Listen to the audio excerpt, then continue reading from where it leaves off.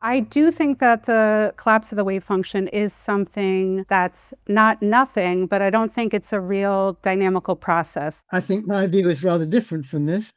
I believe the collapse of the wave function is a genuine physical process.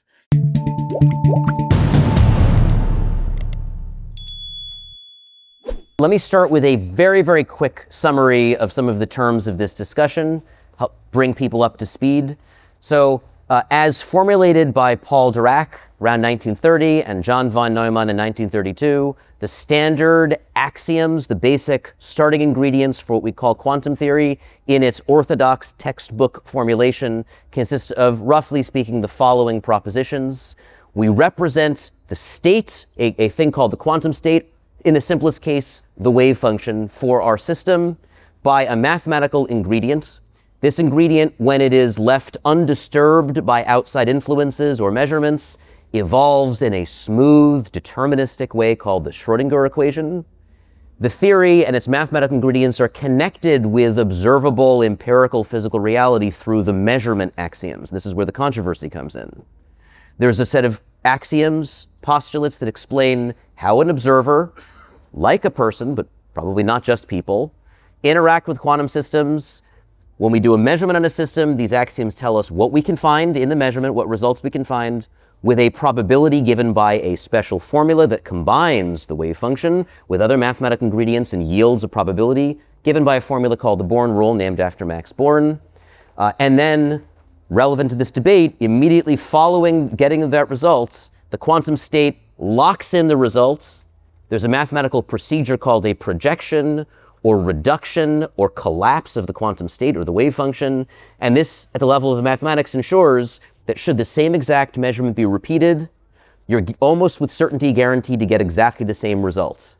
That's the role that the collapse plays. It ensures the robustness and repeatability of our measurement results, which is, of course, central to the practice of science. But it's important to note that we're not seeing the wave function itself in this process. The wave function is a means to an end. The wave function provides a mathematical set of tools for predicting what we'll see as the outcome of experiments. It gives us a way to relate preparations of our quantum mechanical systems to what we actually observe in results. And so there's been a debate over whether the wave function is a piece of the physical furniture of reality, a part of the so-called ontology of reality, or if the wave function is encoding merely our uncertainties and it's all in our minds, or if the wave function is more like a law, a mathematical representation of the laws that connect the preparations of systems to their outcomes. And depending on your view of what the wave function is, this will have an effect on what you think the role of collapse is, either simply a useful mathematical tool or something that is physically happening to a physical object in reality. My view, which we'll get to, I think, more in this discussion, is that the wave function is representing a mixture of uncertainty and law-like information, and because it's not a physical object, the collapse is not a physical process. The collapse is part of how we describe the lawful behavior of the system. Thank you, Jacob. That was exactly 3 minutes.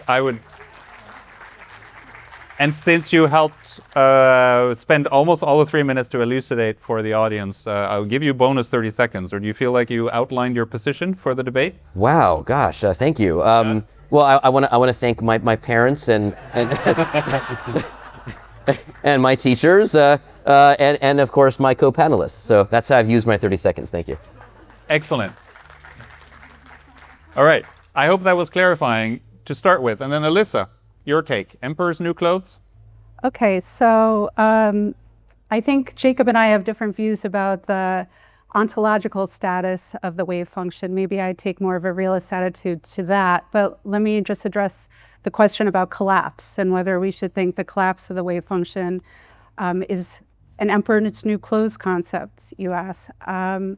So I do think that the collapse of the wave function is something that's not nothing, but I don't think it's a real dynamical process, like as it seems to be presented in the classic textbook von Neumann representation, where you have process 2, evolution of the wave function according to the Schrödinger equation, that's linear and deterministic, and then the process 1, which is supposed to be stochastic, immediate, instantaneous collapse, nonlinear collapse of the wave function that happens in measurement situations.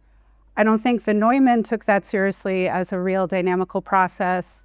I don't think Heisenberg did. Bohr and most physicists and philosophers today, I don't think take that to be a real, genuine, stochastic process in nature. But to say that it's not a real, objective, stochastic process doesn't mean that it corresponds to nothing. And so what this not nothing is going to depend on your particular interpretation of quantum mechanics. And we all have our own different interpretations of quantum mechanics. I'll just talk about mine, but I'm happy to talk about others and other ways that you can understand collapse as something other than a real, objective, dynamical process. So I like the many worlds interpretation of quantum mechanics.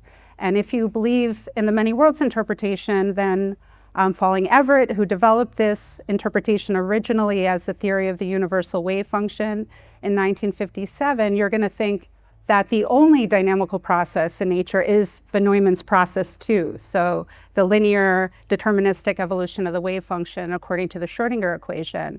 There you don't have this real, objective, instantaneous collapse process, but you do have something that you might describe as an effective collapse that looks like collapse.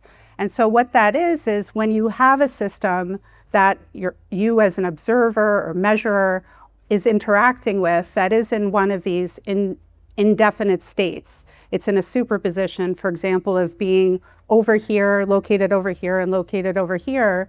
You become entangled with this system that's in this indefinite state. And although the system doesn't collapse and you don't collapse, you become entangled with it and you yourself enter into a superposition. And so there becomes one of you that winds up seeing the particle over here and one of you that sees the particle over here. But the one who sees it over here, to them, it looks, right, for all they can see, that the state of the system has collapsed because you can't see it over here. But that doesn't correspond to a real objective process in nature. It's just something like an effective collapse, which is completely consistent with deterministic Schrödinger evolution. Thank you, Alyssa, that's a different interpretation of the same. Roger, would you like to share your view? Yes, I think my view is rather different from this. I believe the collapse of the wave function is a genuine physical process, which happens when you have a body. Let's consider a body in two places at once. I'm going to consider a coin here. Now, this coin might be in one place, or it might be in another place, or it might be in a superposition of the two positions. Now, according to a formula which I produced as a consequence of trying to understand how quantum mechanics fits in with Einstein's general theory of relativity, Diósi, a Hungarian physicist 2 years earlier than me, had in fact found the same formula. Let me give you an idea of what the formula is. Suppose I have this coin here, and I'm going to imagine that it's put into a superposition of two locations. I don't know whether you can see the coin. Can you? Yes, we can see it. Good. Now, I would say, according to the formula, Diósi's formula, if you like, if I consider two bodies, two coins right on top of each other, completely superposed, and I pull one of them away from the other one, and I ask myself how much energy that would cost me to pull it away from itself, where I consider only gravity, no other force whatsoever, not the nuclear force or the electric forces or anything, just the gravitational force. It's going to be very small, but that energy, if I now consider that an uncertainty in its energy, then that gives me a lifetime of that state. So when in that lifetime, it will collapse to be one or the other. So that's a very specific formula that was introduced, I say, by Diósi, and I, not knowing his formula originally, independently came about it about 2 years later, trying to make quantum mechanics consistent with Einstein's general theory of relativity. Now, the question that people have been talking about also is whether the quantum state is real or not.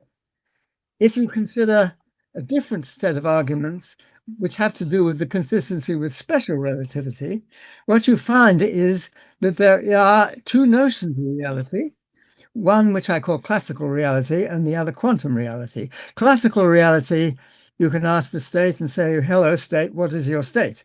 And it says, my state is such and such. If it's quantum reality, you can only confirm, you can't ascertain what the state is. But nevertheless, it's a real concept, and they're not the same. In order to fit these things together into a consistent theory, which you can, I should say, it's not this mysterious thing that we'll never understand or something. It's just that quantum mechanics, as it exists now, is not quite right. No experiment to date has got to the level which would test whether this collapse takes place at the rate which I'm claiming it does.